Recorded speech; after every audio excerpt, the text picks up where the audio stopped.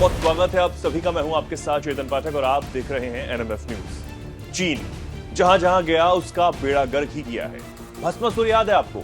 वही भस्मासुर जिसके पास ऐसा वरदान था कि वो जिसे चाहे उसके सिर पर हाथ रखकर पल भर में उसे भस्म कर दे। ठीक वही भस्मासुर का काम हमारा पड़ोसी देश चीन कर रहा है। जिस पर उसकी नजर जाती है या फिर कोई उससे दोस्ती का हाथ बढ़ाता है, वो उसे भस्म कर देता है। अब चाहे वो पाकिस्तान हो, श्रीलंका हो या मालदीव, इन सब की हालत क्या है ये तो आप जानते ही होंगे। अपने कर्ज के जाल में फंसाकर चीन इन देशों की हालत खराब कर चुका है। अब ये बात ऐसे ही तो नहीं हो रही, आंकड़े इसके गवाह हैं। लेकिन अब चीन ने भारत के एक और पड़ोसी देश को अपने जाल में फंसाकर लगभग डुबो दिया है। हम बात कर रहे हैं नेपाल की, जिसके साथ चीन करीबी बढ़ाने में लगातार लगा हुआ है। और सबसे बड़ी बात है कि नेपाल के प्रधानमंत्री केपी ओली चीन की इस चालबाजी को समझने की बजाय उसमें फंसते हुए नजर आ रहा है। एक तरफ भारत से बैर बढ़ाकर चीन के करीब जा रहे केपी ओली अपने देश को डुबोने में लगे हुए हैं और इसका नतीजा भी दिखने लगा है।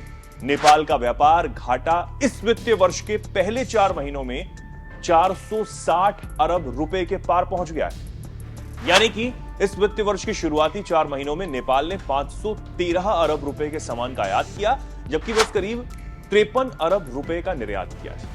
इसका मतलब नेपाल को अमेरिकी डॉलर ज्यादा खर्च करना पड़ रहा है और अगर ऐसा ही चलता रहा तो नेपाल का खजाना खाली होने से कोई नहीं रोक सकता। नेपाल में अभी जो क्राइसिस हो रहा है, वो क्राइसिस का कारण क्या है कि नेपाल में नीतियां ऐसी रही कि उसने भारत को बैलेंस करने के लिए चीन को जरूरत से ज्यादा क्या किया, अपने से जोड़ने का प्रयास किया, केवल एक बैलेंसिंग के कारण। यदि नेपाल भारत के साथ अपने बेटर रिलेशन लेकर चलता तो मैं इसका उदाहरण लूंगा भूटान को, कि भूटान ने भारत से अच्छे रिलेशन बनाए तो जो उसकी हाइड्रो क्षमता है उसका उसने यूज किया और यूज करके भारत को एक एक्सपोर्टर बना। और आज भूटान जो है लगातार एक सक्सेस ये तरक्की कर रहा है। बट चीन के कारण नेपाल ने क्या किया, अपनी स्थिति को नहीं समझा।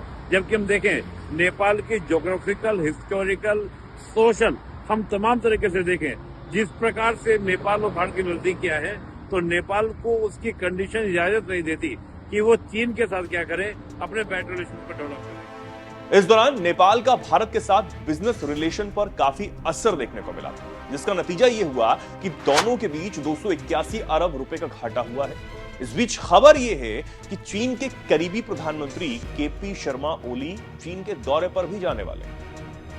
कि नेपाल के अंदर जो क्राइसिस क्रिएट हो रहा है, इकोनॉमिक क्राइसिस, उसको दूर करने के लिए वो लगातार चीन की ओर अपना झुकाव बढ़ाने का प्रयास कर रहा है।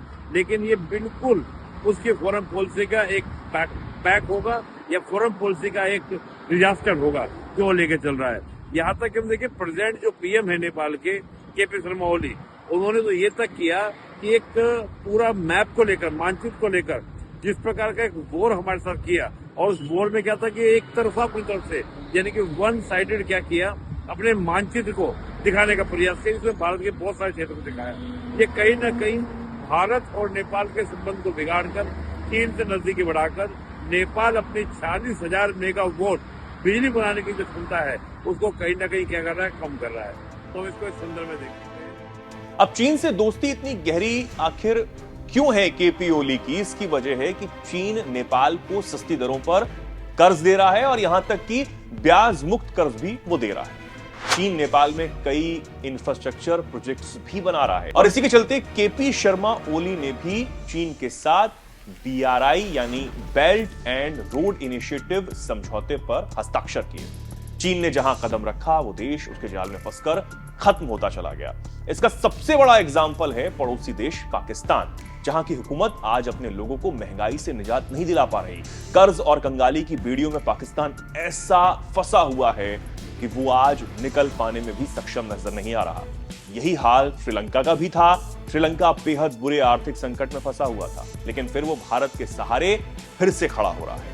बाकी भारत के एक और पड़ोसी देश मालदीव को भी चीन ने अपनी चालबाजी में फंसाया। बाद में चीन के करीबी माने जाने वाले राष्ट्रपति मोइजू को चीन की चाल समझ में आई। फिर उन्होंने भारत से अपने देश को बचाने के लिए गुहार लगाई। और अब नेपाल इसी रास्ते पर चल पड़ा है। लेकिन प्रधानमंत्री केपी शर्मा ओली को चीन के आगे कुछ भी दिख नहीं रहा। वो ये समझ रहे हैं कि चीन उनका सबसे बड़ा हितैषी है, वो उनके देश का बेड़ा पार लगा देगा। लेकिन हो रहा है इसके बिल्कुल उलट।